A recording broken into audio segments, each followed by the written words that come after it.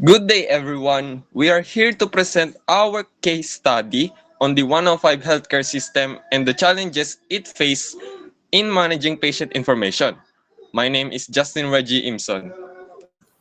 Hello, I'm Gerson Mendoza. In this study, we discuss the impacts of decentralized information system on healthcare, efficiency, data consistency, and patient care. Hi everyone, I'm John Paul Amora, and we also cover how limited access to patient data affects healthcare delivery. I'm Adler Sonfurio and will discuss the security measures needed to protect sensitive patient data. Hello, I'm Harvey Arceo will conclude by examining how centralizing information management could address these issues effectively.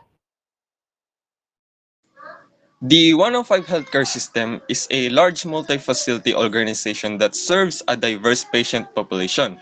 With a growing volume of patient data, it currently faces challenges due to its decentralized information management system. This system has led to inefficiencies, data inconsistencies, and difficulty accessing critical patient data promptly. These challenges can hinder the quality of patient care, so today we'll discuss the questions and insights related to these issues.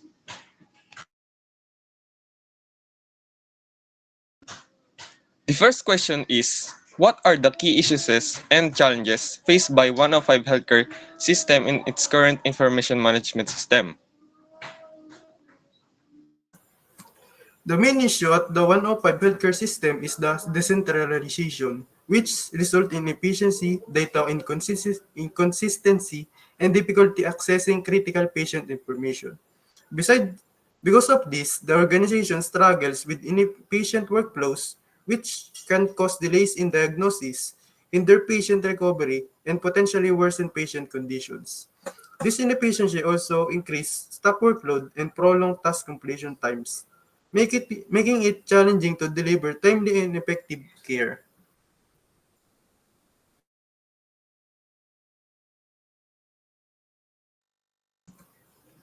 The second question is, how do data consistency impact patient care, and what are the potential risks associated with decentralized information management? Data inconsistency within the 105 healthcare system can have serious consequences. They increase the risk of misdiagnosis, medication errors, and treatment delays, all of which can endanger patient safety. The centralized system can lead to issues like duplicated or separated data, security vulnerabilities, and communication challenges. This factor can result in costly errors and efficient that jeopardize both patient safety and organization efficiency. The third question is, what are the implications of limited access to the complete and accurate patient information on the overall healthcare delivery process? Limited access to comprehensive patient information can seriously affect healthcare delivery in the 105 healthcare system. First, it increases patient safety risk without complete information. Providers risk making errors in diagnosis or treatment. Second, it reduces the quality of care as providers struggle to make informed decisions without a full understanding of patient's history. Finally, it causes delay in critical situations in emergency. Quick access to a patient's history is vital, and delays could have severe consequences for patient's health. The fourth question is, what security measures should be implemented to address the vulnerabilities in the current information management system? To secure patient data, the 105 healthcare system should transition to an electronic database and establish on-site servers. This approach allows for customized configuration that can enhance data security and improve file organization. Reliable backups could also be put in place. Additionally, access to sensitive information should be controlled through biometrics encryption, so only authorized personnel can access it, minimizing the risk of data breaches. The fifth question is, how can the organization streamline its information management processes to ensure data consistency, accessibility, and security. Centralizing information management would significantly improve the data consistency and accessibility in the 105 healthcare system. With a centralized system, authorized users can easily retrieve and share information, reducing the risk of duplication and fragmentation. It also enhances security as centralization allows for tighter control over data access.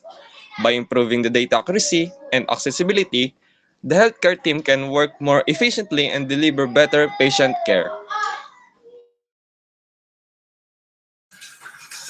To conclude, the 105 healthcare system decentralized information management presents significant challenges, such as inefficiency, data consistency, and security risks, which impact patient safety and care quality.